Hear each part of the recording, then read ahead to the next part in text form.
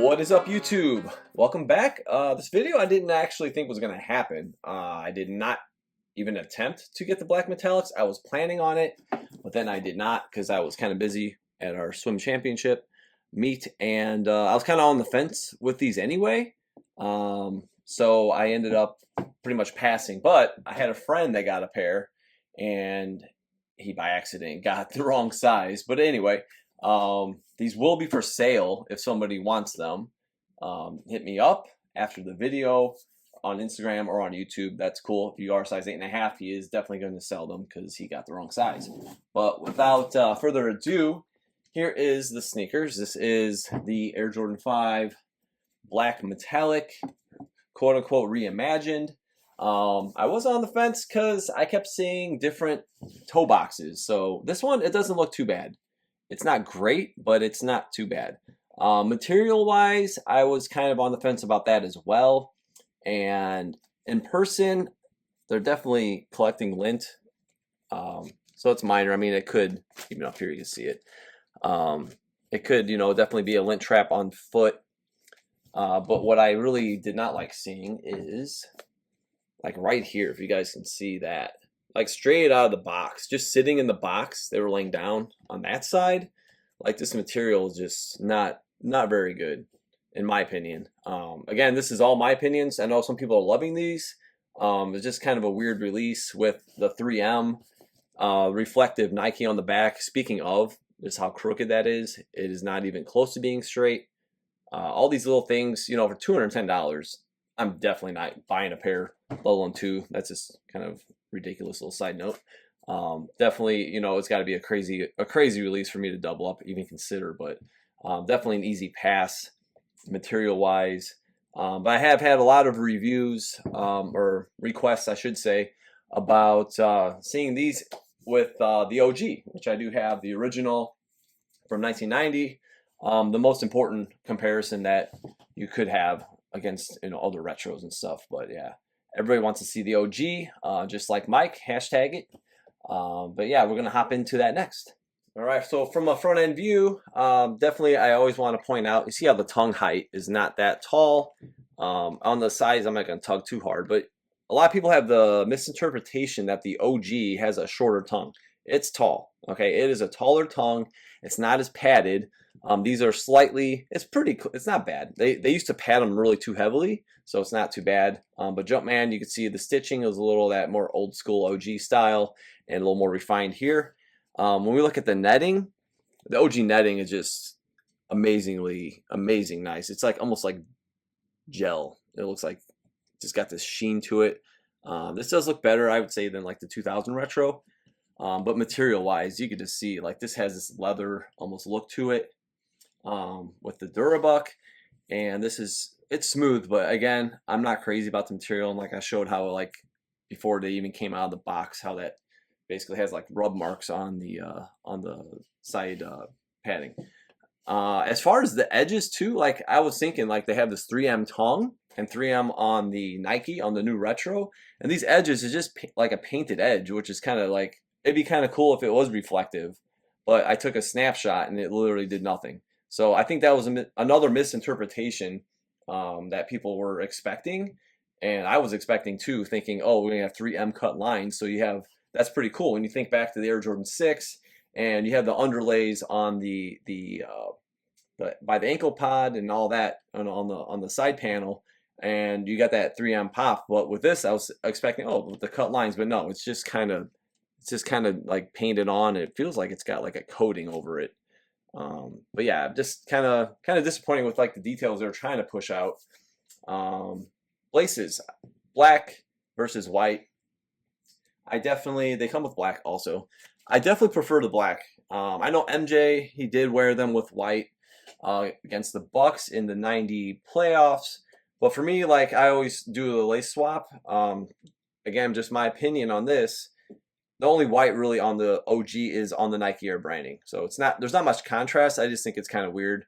And again, this is like Air Jordan 5, stealthy versus the Pistons. I'm thinking, I go back to like an aggressive, mean looking shoe. And this retro is none of that. For me, it does not look like represent the original one. It's reimagined to kind of some goofy specs basically, and off-center branding on the back again for $210.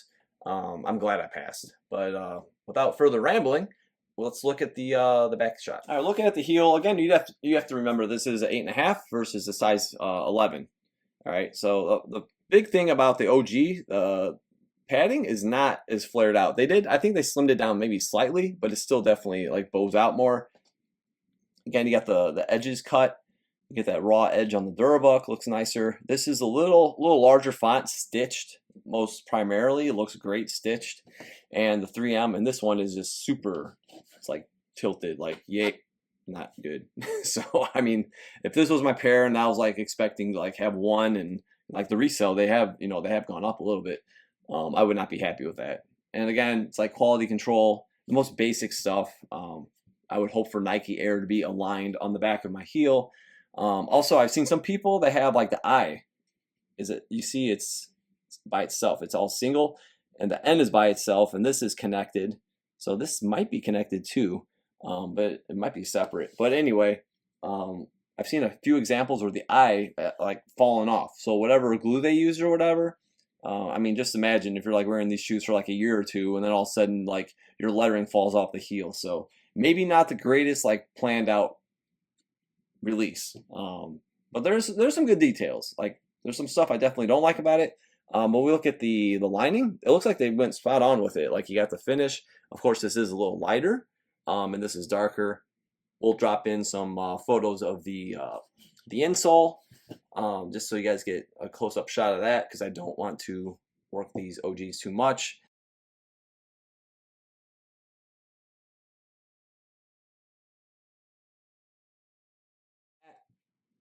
Again, material-wise, you can see there's a major difference.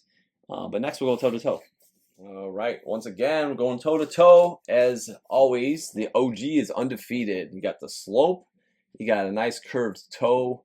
It starts here and comes around. Here it is definitely stumped. I've seen worse toe boxes on the Air Jordan 5, but and this release especially, I don't know if it was like the earlier production, like looks straight up steel toe, and then I've seen some that look sleeker. I've seen some that one shoe is sleek and the other one for the pair looks like stumped like this, but definitely not consistent is what I'm getting at. But again, you can see the white cut edges.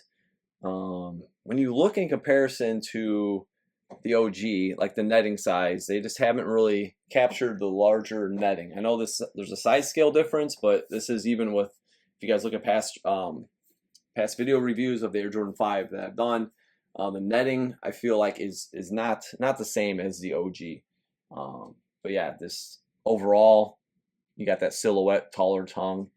It's just got that whole fighter jet look on the OG, and it would destroy this shoe, even with crumbling midsoles.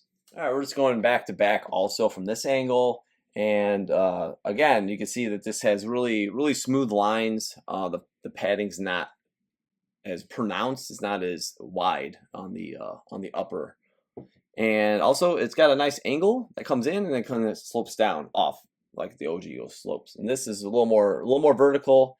And overall shape, when you just pull it back, like you just see how much nicer the lines are, the construction of the OG compared to the retro.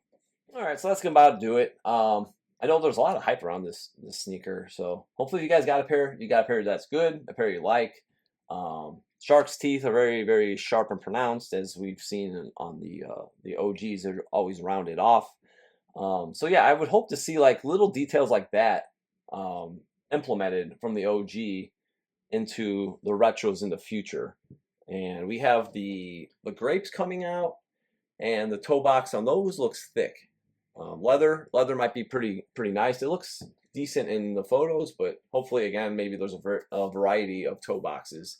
But just to get that slope, the sleekness, and high quality materials, especially on the fire reds, and hopefully they get the 23 on the back or on the side panel would be great. But as far as this retro, after seeing these in person now, I'm passing. Like I'm not even gonna attempt to. I was kind of on the fence if I was gonna pick them up, so this is kind of nice. I don't have to deal with any of that side of it. But overall, I would just give this probably like an average like 6, like nothing crazy.